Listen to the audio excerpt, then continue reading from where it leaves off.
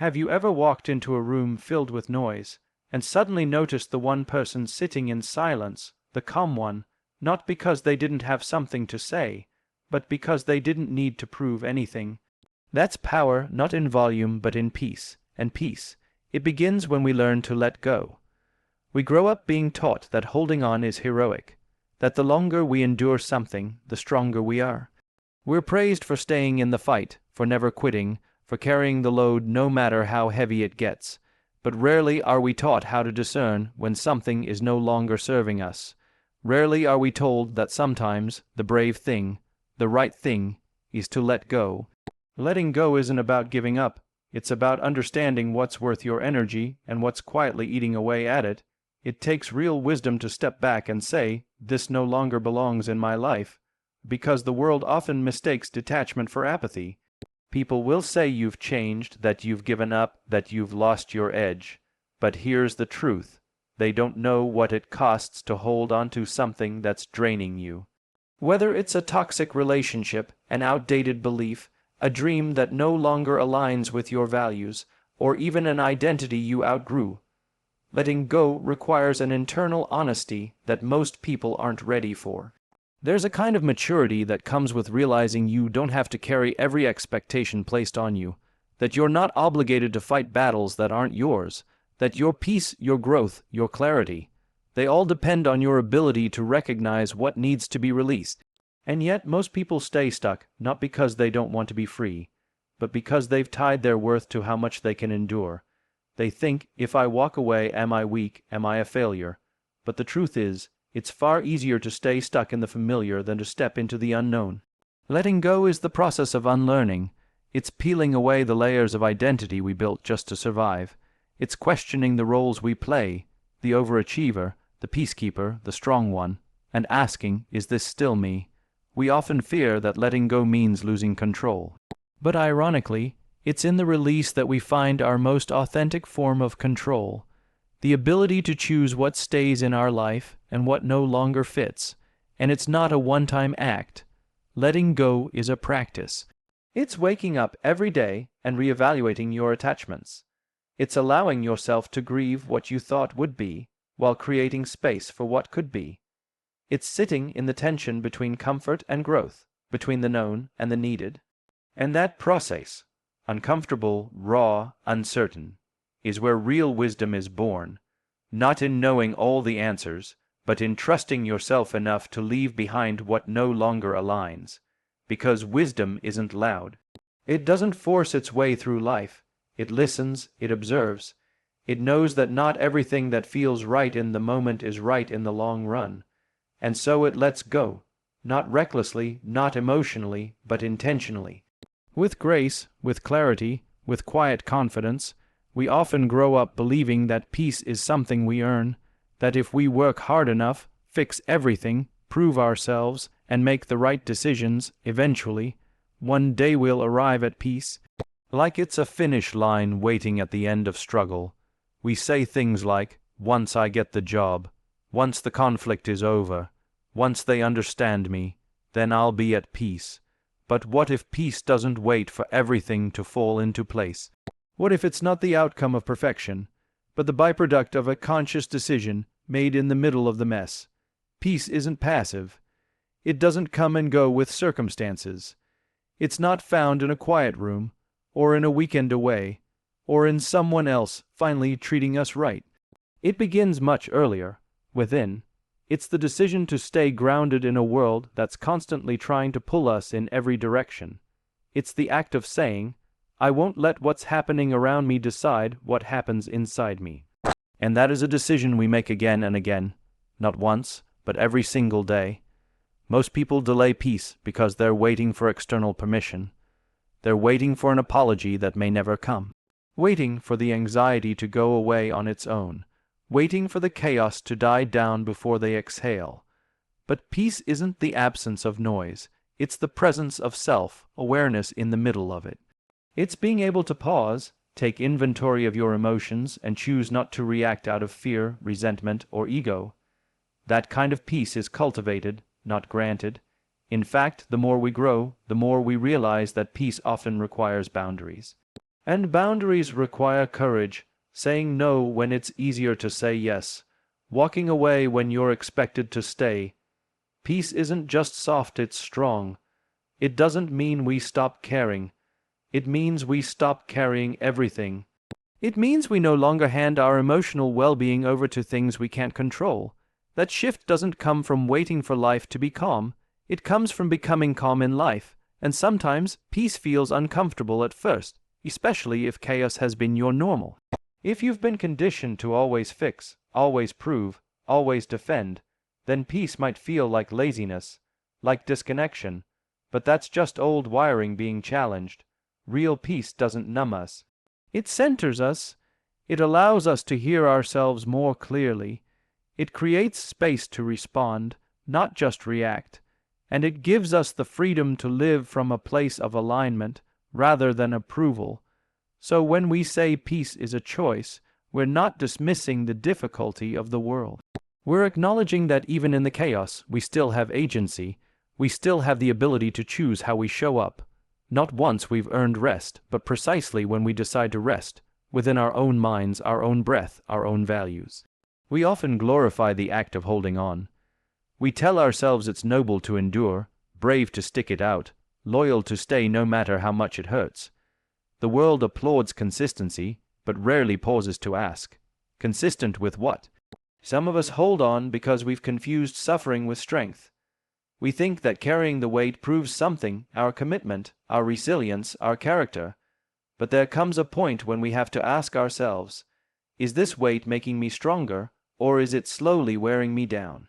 It's strange how tightly we cling to things that are clearly hurting us, a relationship that no longer feels safe, an identity that's rooted in who we were, not who we're becoming, a belief that was handed to us, not chosen by us. We grip harder, thinking that letting go means we've lost. But what we don't realize is that holding on also has a cost, a quiet, heavy cost that accumulates over time. It takes energy to suppress our own intuition. It takes energy to smile through something we no longer feel aligned with, and eventually the weight becomes too much. There's this myth that letting go is the escape route, that it's the easy way out. But in reality, holding on to something that has already expired is far more painful. It demands a constant negotiation with yourself. You have to talk yourself into staying, into accepting, into compromising over and over again. You start living in a kind of emotional debt, paying interest on something you no longer even believe in.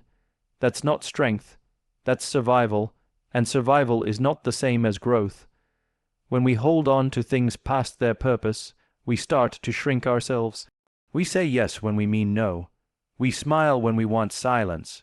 We accommodate more than we express, and all of it builds up silently, invisibly, until one day, the version of you that once felt light, present, open, begins to disappear under the weight of expectation, the weight of what if, the weight of fear, but fear of what, really? Fear of the unknown, or fear of finally facing the truth we've known all along.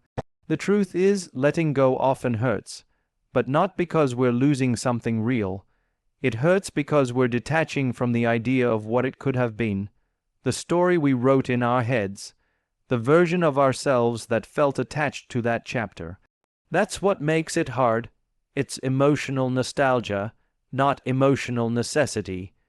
But when you finally release it, when you finally exhale the breath you've been holding for too long, you realize something powerful. The heaviness wasn't coming from the world. It was coming from within. We don't realize how much weight we've been carrying until we put it down, and sometimes it's not until we walk away that we understand how tired we really were. Letting go isn't about walking out, it's about walking into something new, clarity, space, honesty. And while that first step may feel shaky, what follows is something far more valuable than comfort. It's relief. We live in a world that worships motion. Do more, say more, be more. We measure value by how busy someone looks, how quickly they respond, how loud their presence is. In that kind of environment, stillness can feel like laziness, like failure, but stillness is not the absence of action. It's the presence of intention. It's choosing not to rush just because the world is spinning fast. It's the quiet confidence of someone who doesn't need noise to feel valid. Strength isn't always found in the doing. It's often found in the pause between actions, the moment where you stop reacting out of habit and start responding from alignment. Stillness gives you space to notice the patterns you've been repeating, the emotions you've been avoiding, the truths you've been drowning in distraction. And that space, that's where transformation begins, not in the chaos, but in the clarity that comes when we finally stop to listen. When we're constantly moving, we rarely reflect, and without reflection, there's no growth, just repetition. You can grind your way into exhaustion without ever realizing you're climbing the wrong mountain. Stillness is what lets you look around and ask, why am I doing this? Does this still matter to me? And those questions take courage, because stillness doesn't just show you where you're strong, it shows you where you've been hiding. Most people avoid stillness because silence is loud. It confronts you with your thoughts, your insecurities, your longings. It holds up a mirror to everything you've buried beneath productivity and performance. But that's also where the power lies. When you stop running from yourself, you start reconnecting with parts of you that you forgot were there, the calm, the focused, the steady. That inner compass only starts speaking when the external world stops shouting. Some of the most powerful decisions you'll ever make will come not from urgency, but from stillness.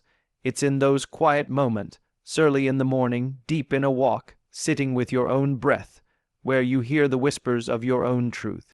And when you start listening, you stop settling, you stop apologizing for needing rest, you stop proving yourself through noise, and that subtle shift is what begins to change everything, not just within you, but around you.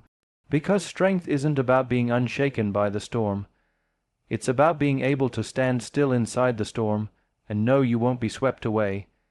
Stillness doesn't make you soft. It makes you centered. It allows you to hold your ground, not out of fear, but out of grounded awareness. That kind of strength doesn't chase power. It is power. Power is often misunderstood. We've been conditioned to associate it with volume. Who talks the most, who dominates the room, who commands attention through presence alone. We see leaders on stages, voices raised, energy intense, and we assume that's what power looks like. But real power doesn't need to announce itself. It doesn't need to prove, to compete, to perform. In fact, the people who hold the deepest kind of influence are often the ones who speak the least. But when they do, everyone listens. Calmness is not a lack of passion. It's the mastery of it. Anyone can raise their voice. Anyone can explode when emotions take over. But the person who can stay grounded while everything around them is shaking, that's the person people look to when things fall apart. Because their calm doesn't come from indifference. It comes from clarity. They aren't numb, they're present, and in that presence is a kind of assurance that makes others feel safe.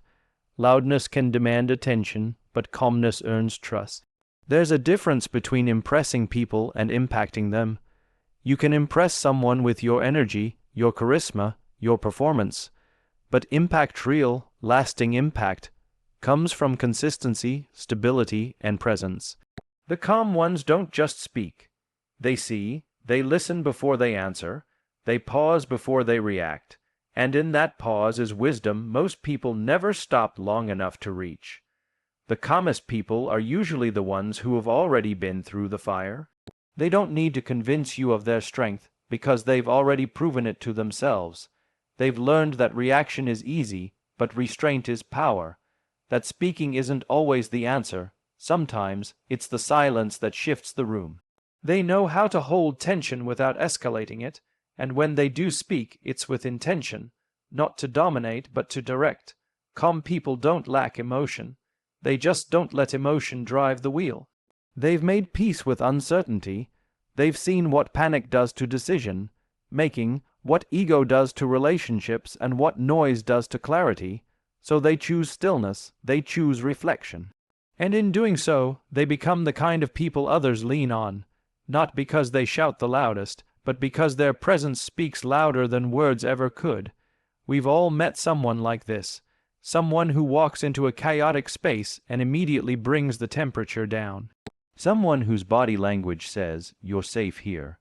Their calm disarms defensiveness. Their steadiness invites truth. Their eyes say more than their voice ever could. That is the kind of power that changes people, not by force, but by presence. The world teaches us to grip tightly, to push harder, to speak louder, but the deeper truth is this: real power lives in our ability to release what no longer serves us, to breathe before we break, to stand still when chaos demands a reaction, to lead not with volume but with vision. Letting go isn't weakness, it's wisdom.